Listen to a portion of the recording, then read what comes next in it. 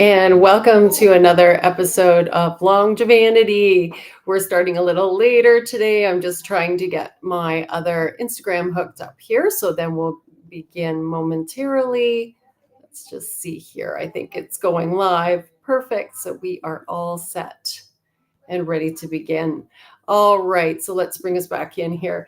So again, just before we get started, thank you all for joining us today. Just to make sure everyone again is aware that this content is really for educational purposes. The goal is to create talk points so that you can go and see your own primary care doctor or those who are involved in your health and ask those important questions, and most importantly, get those answers and start feeling better and living your best life. So thank you for joining us today. My name's Amber Bocknek. I am a physician with a focused practice in anti-aging medicine. And again, today I want to talk to you a little bit about some of the pillars of aging and, more importantly, anti-aging and trying to live your healthiest, longest possible life. So really with this, I really want to chat a bit about the concept of health span. So what is a health span? So lifespan, of course, is the length of time that we're alive. Health span are the years that we live very healthily. So again, in many senses, if you were to try to think about, well, what would my sort of quality of life trajectory be? What you don't want it to be is sort of this downward sloping as you get older, less and less quality, less and less independence. Really what we want is to sort of live a nice, healthy life and then, kick the bucket one day. So how do we live the longest, the healthiest? Well, a lot of that comes from laying a really good foundation as soon as possible. The sooner you become aware of what you need to do to maintain your health, the better. So let's back it up a little bit and let's try to talk a little bit today about, well, what happens in normal aging and what happens in our body. I think if we better understand what's actually happening to us, it helps to understand and be motivated to try to stick to a plan where we can keep ourselves in our best health for as long as possible. So I'm going to back you way up now to a little bit of biochemistry. And what I want to talk about today a little bit is some of the different things that happen in our body. And what's very interesting, if you really want to do a deep dive into a sort of the psychology behind all of this, or at a different level, you have to think about that movie, The Matrix. Does anybody remember that movie from the late 90s? Again, if you didn't see it, it was sort of a sci-fi futuristic movie where machines took over the world and basically took humans as living batteries, and they kept them in this dream state while they harvested energy from them. So the concept of the matrix, so this dream state, is that the human experience really was meant to be summed up in what we experienced in our brain. So while people were connected in this energy plant in the movie, they were living a life in their brain while their body was basically being taken for purposes of making energy in this make-believe world. But when you think about that concept, actually, it's really interesting. So if you think about us as living creatures, now not the movie, we experience the world through the way our brain interprets different signals. So in some senses, we are a brain of experiences or interpretations based on stimuli that our body brings to our brain. Yeah, that's a lot. But when you think about it, how we keep everything functioning is really important. So let's take it from there. Mitochondria. The mitochondria are the energy producing units in every single one of our cells. What do mitochondria do? Well, at their simplest forms, they take an energy source. So for us, that's basically hydrocarbons in the form of sugars, so glucose and other sugars, which are carbohydrates. Again, our carbohydrates kind of come through that pathway, and through fatty acids and triglycerides. So we have a couple of different ways. So from our food sources, we're getting these little molecules that come into the mitochondria. And then in the mitochondria, this is a way back playback, and I hate to torture any of you who have a little bit of PTSD from biochemistry, but this gets back to like the Krebs cycle and things like that. In the mitochondria, in every cell of our body, all day long from birth to death, there's enzymes inside these little microscopic furnaces that are converting sugar into energy in a usable form, because sugar of its own, we don't actually use that in energy. We take it to make energy that our cells use. So this is a complex process of little sequential enzyme steps.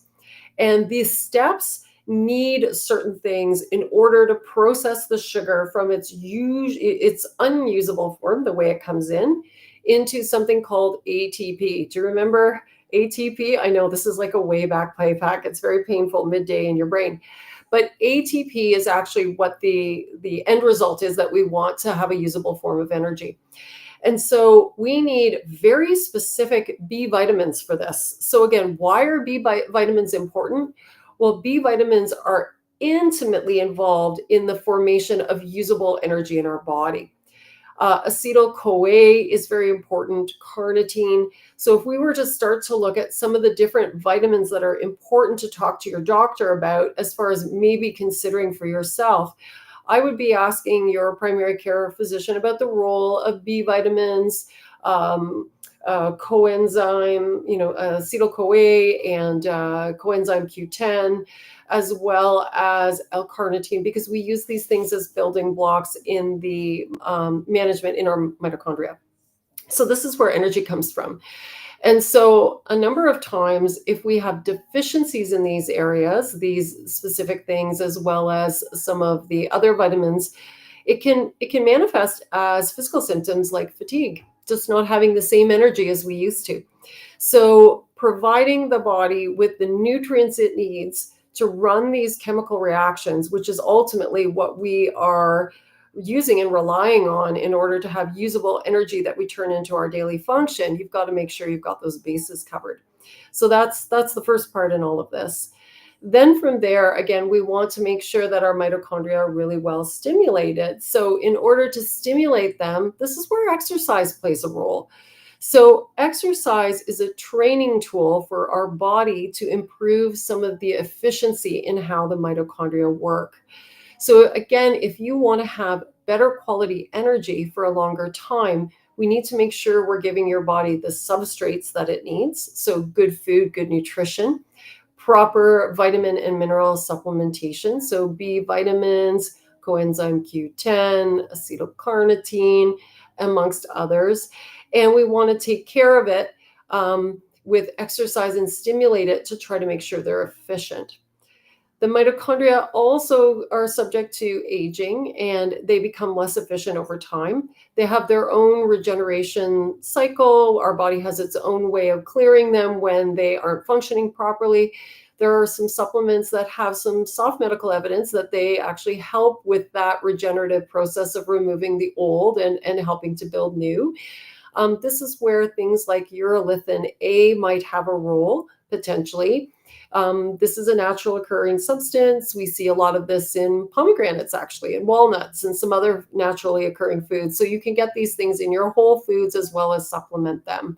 But this is another thing to perhaps investigate and explore with your doctor. So again, starting there is a really good foundation to try to keep yourself feeling energetic and robust and maintaining energy over life. Muscle is also important, though, not just for training and keeping the mitochondria going, but again, muscle has a really important role in maintaining us throughout our lifespan. One of the things we know that happens is people can develop a condition called sarcopenia, which is the medical term for the loss of muscle over time. And muscle is really important for a number of different reasons. So metabolically, the muscle helps to control some of the metabolic balance in our body. Having too little muscle and too much body fat, again, can create situations that are not desirable. So we want to optimize that. We also want to make sure we have enough muscle and that we have appropriate muscle coordination so that we avoid falls and frailty. So strength training, again, through part of your exercise program, may be something you might want to consider including, and would be worth a chat with your care provider to see if that's something you should be incorporating. So best healthy outcomes really kind of stem back to some of these fundamental things. A healthy diet, eat the rainbow, those bright, colorful foods, whole foods grown in nature tend to have higher quantities of some of these vitamins and minerals we're looking for. Getting proper exercise. Again, we've always talked about it, but there's actually a real role here in training mitochondria as well as building lean muscle mass, which is important to carry our bodies around throughout our life and try to keep us from falling and being frail. Another part in all of this equation is sleep. So sleep, yes, hard to come by, especially if you have a very busy life.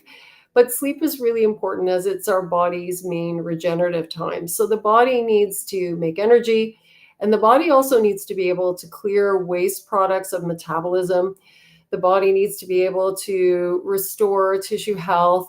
And a lot of that lymphatic drainage, and particularly brain lymphatic drainage, they call that the glymphatic system, happens at nighttime when you're sleeping. So you really do want to try to find a way to prioritize sleep. So again, this may sound a little bit like that sort of pat on the head when you come in, are you eating well? Are you exercising? Are you sleeping? Yep, yep, yep. Okay, next topic. But actually, it deserves so much more attention than that because these really do have fundamentally important roles. So if you've been contemplating trying to get into healthier sleep habits, if you've been looking into some of these different things, I would definitely encourage you to continue on that path. For many people, this is really the way to do it. There really isn't a magic bullet or a magic super vitamin that does all these individual things. It's really a combination of everything together that helps you live your healthiest, best life. So you want to try to get your sleep in there. Most of the data today suggests that trying to get somewhere between 7 to 8, a few people might need 9 hours of sleep consistently, is usually best for most people. And again, along that line, if you're looking and reading or want to explore this further, if you start to look up topics around sleep hygiene, they will probably have a nice list for you of some different things you can do to try to get your sleep better. And again, with sleep, it's just not one simple thing. It's a lot of things, actually.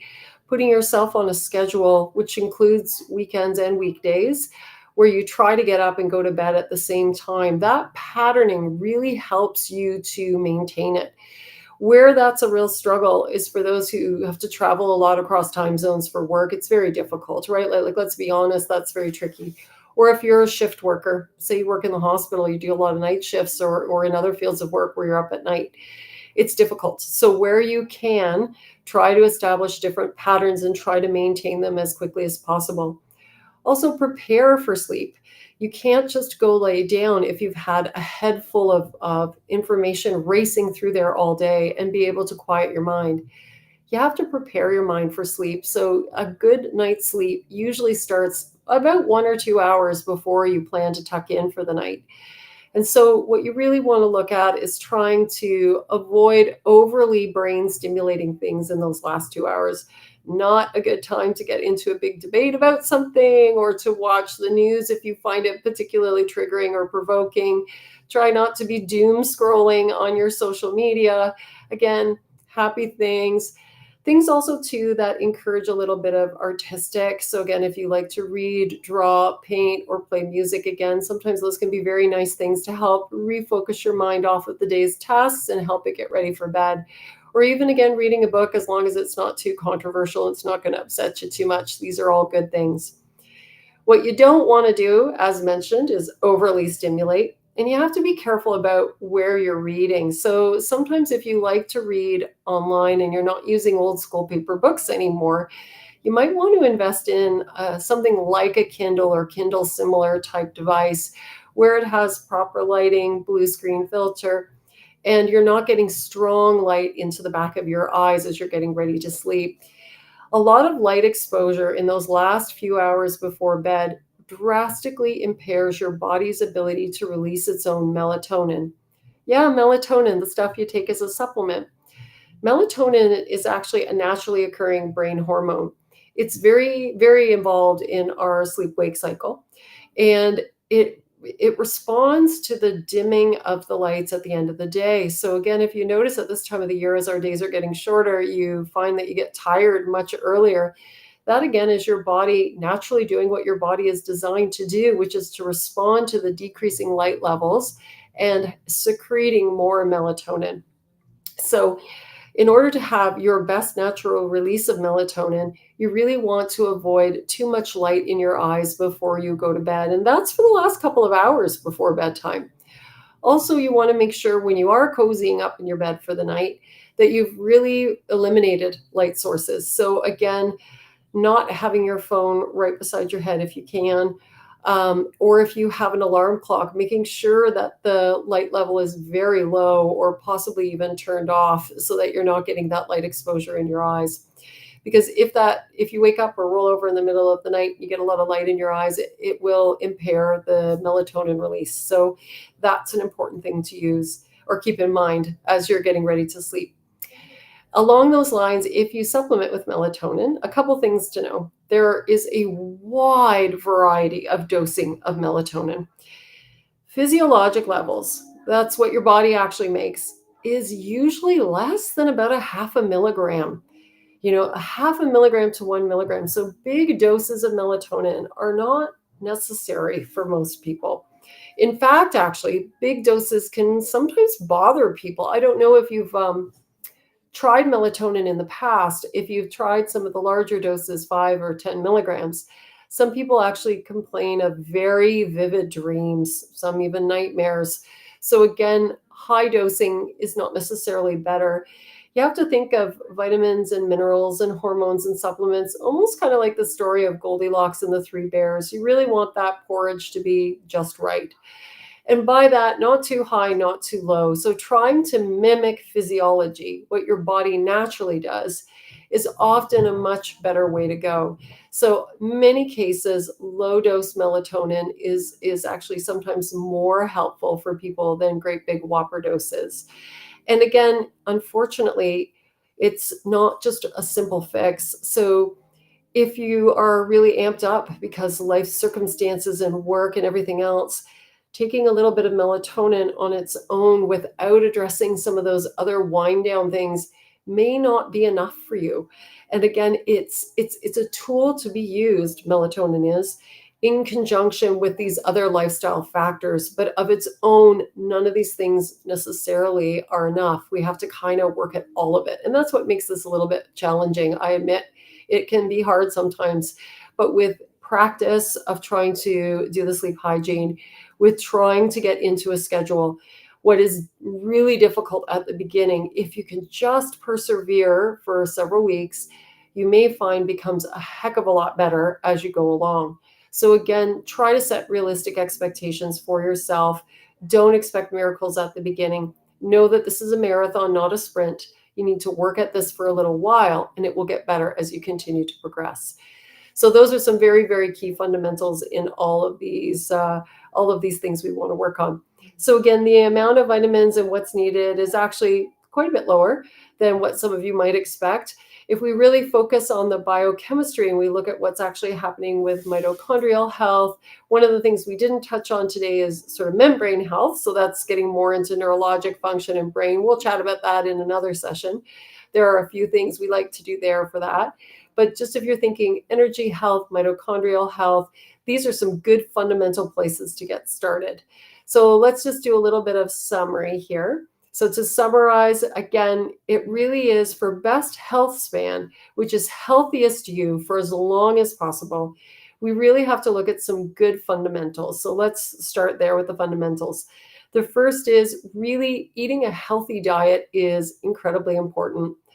A Mediterranean diet that is balanced, not a fad diet. Maybe, if anything, just a little leaner on those simple carbohydrates, your starches, your bread, rice, pasta, and potato, with lots of colorful fruits and vegetables, usually provides an abundance of the things your body needs and usually provides an abundance of those very important amino acids, carbohydrates, healthy fats, vitamins, and minerals that you require.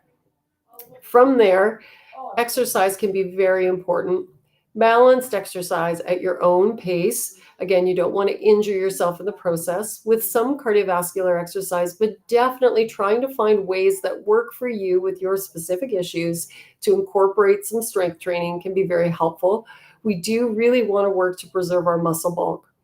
Proper sleep And again, that there's no quick fix here. This is something that it's a project. It's going to take some investment in scheduling, organizing yourself, and trying to dutifully reduce the amount of stimulation you have before night. And then consider things again like the amount of light in the room, the timing, and whether you need a supplement or not. Low and slow wins the race upon discussion with your own doctor. Maybe you start with very low doses of melatonin, even a half to 1 milligram. You can get some of those low doses out there, and then titrate carefully under the guidance of your own personal care provider.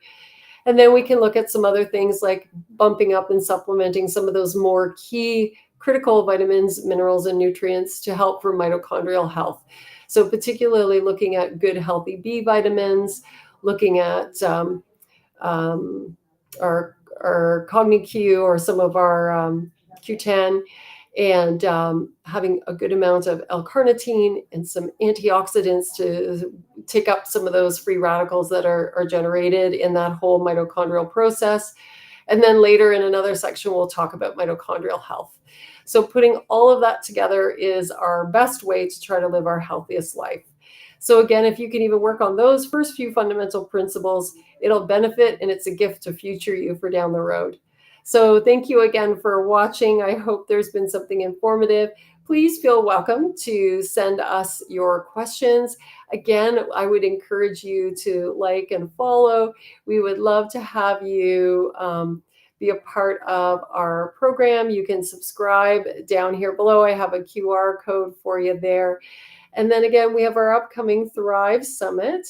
This is going to be a whole evening dedicated in detail to health and wellness and how to live your best life. So maybe you can join us. This is coming up soon on Wednesday, October 22nd.